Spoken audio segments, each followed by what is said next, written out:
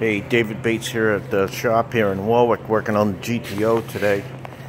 I'm been a lot of done a lot of research on how to put a wider tire on the 8-body chassis, which is the 64 through 67, GTO, Chevelle, that model year car, and how to get it.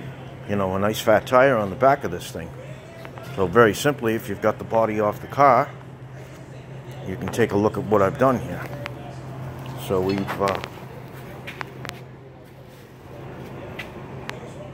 this is the modified side, which is all done using in the original frame section. What I've done is I've drew a line on the top of this and came across in a straight line over all the way to the top to the rear body mount, not changing the rear body mount. Cut the bottom off, slid it inside the frame, and welded it all back up again. So that's the new side, which from here to here is 3.5 inches now. Okay? So let's go look at the original side.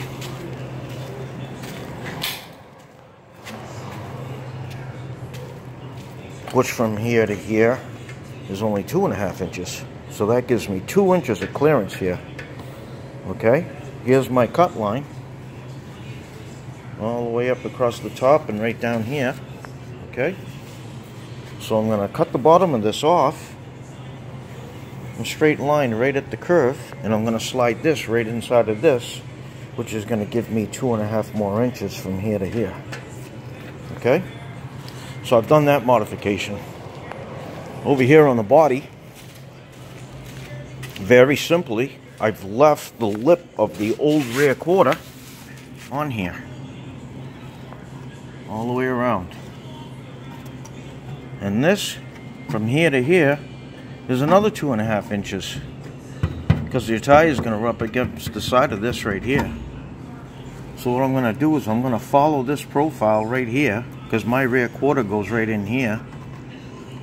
I'm going to follow this profile all the way around, and I'm going to remove this section all the way here, which I've done on the other side already.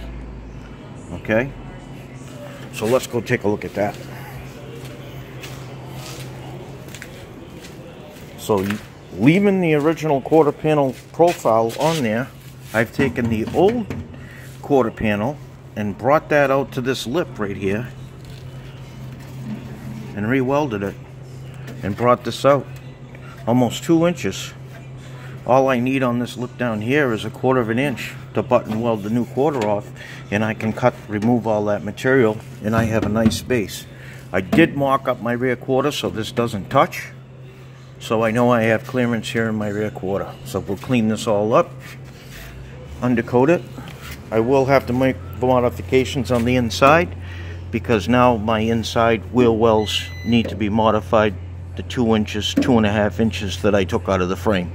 So when I put the tail pan in, which is not on obviously, I can change this 2.5 inches in here and make up the difference on the frame using the stock body mounts. Stock body mount here, stock body mount here, stock body mount here. Didn't change any of the geometry of the rear end. The body's going to set right on, and I've got a nice 3.5 inches of clearance here. So anybody that's got a GTO wants to run a 12, 13, yeah, we could probably get a 14-inch tire on this thing if you wanted to. Let's see what we got.